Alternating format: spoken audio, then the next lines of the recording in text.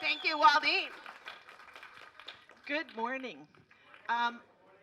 This is a really sad situation in Canada, and I just feel that I have to speak up.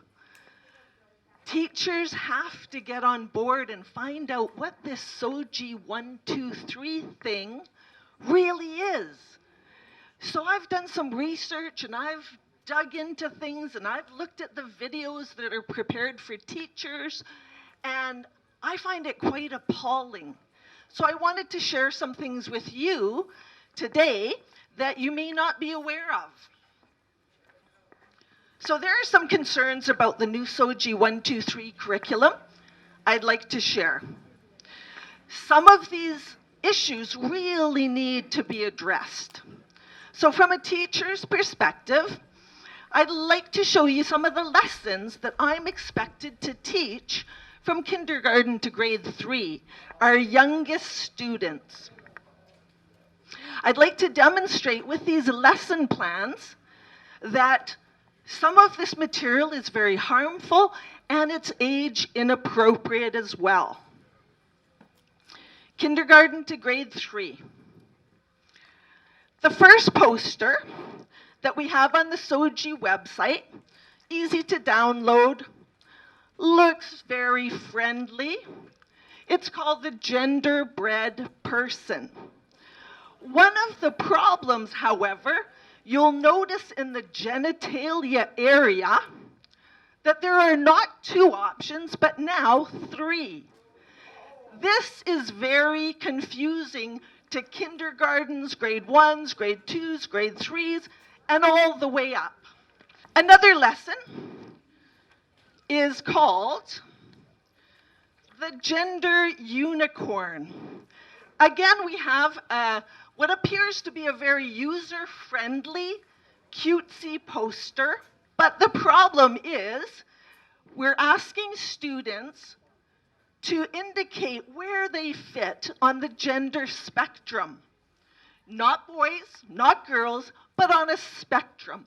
It also indicates sexual orientation and has them put down where they fit on that as well. One of the concerns I have about this poster is that it mentions a section called sex assigned at birth. So we are expected as teachers to teach that gender is assigned at birth, no longer based on science and biology, and that the environment helps to develop who you become, and therefore you can feel like a boy one day and be identified as a boy, or feel like a girl the next day. This is very confusing because we know that feelings come and go and they change. This is simply false to teach these ideologies. Sex is binary. That means that there are only boys and only girls.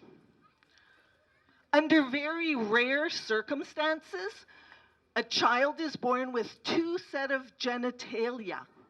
It's very rare, and it's called intersex. But even if a male student receives hormone treatments and or surgery, he will not become the opposite sex. There are approximately 6,500 genetic differences between males and females. So he can choose to dress and to present as a female, but he will always remain a male.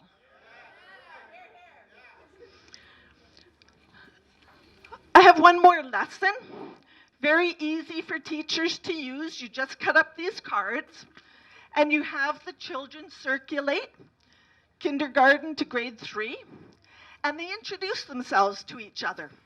Teachers love it when you have activities where kids move around and get some exercise. But I think if you'll listen to what's being presented here, you'll see the problem. Hi, my name is Mia. Please call me he. Hi, my name is Matthew. Please call me she. Hi, my name is Adam. Please call me they. This is for primary students. Imagine the confusion that using these new pronouns will cause, which can change daily based on feelings. And one more, lastly, we have another easy to use SOGI resource, and this is a boy.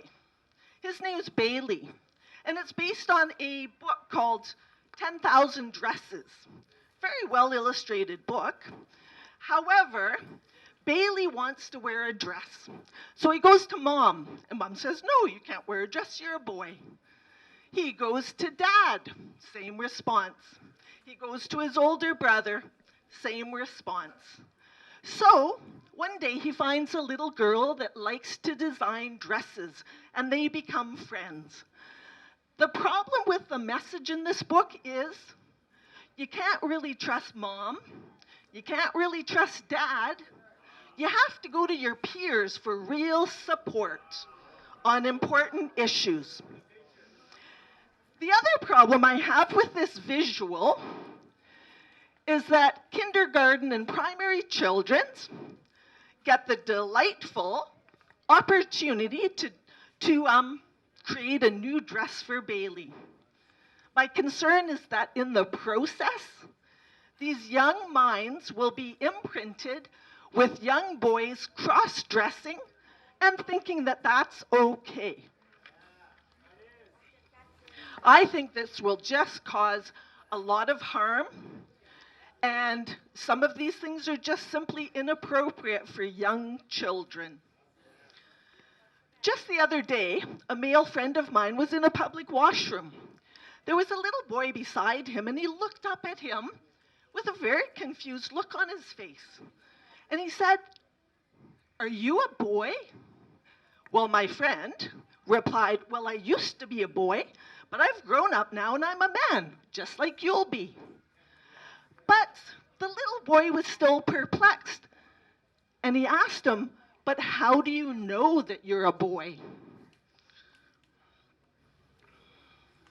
This boy has already been impacted by SOGI 1, 2, 3 curriculum. Another woman mentioned a story recently of her friend whose child came up, primary school age, and said, "Mom, when will I know what I am?" How very sad if you no longer have an anchor to your own self-identity. If you would like a copy of any of these lessons, they're over at the table, and we've made copies for you so you can take a look at what's really going on in the school system now. This curriculum goes far beyond just simply safety, inclusion, and diversity. These are things that all parents and teachers already support. But this curriculum is not really about anti-bullying, but something much more dangerous. Please get informed, stand up for your rights, and let's see this SOGI ideology that we're being taught to teach young children. We need it gone. Thank you.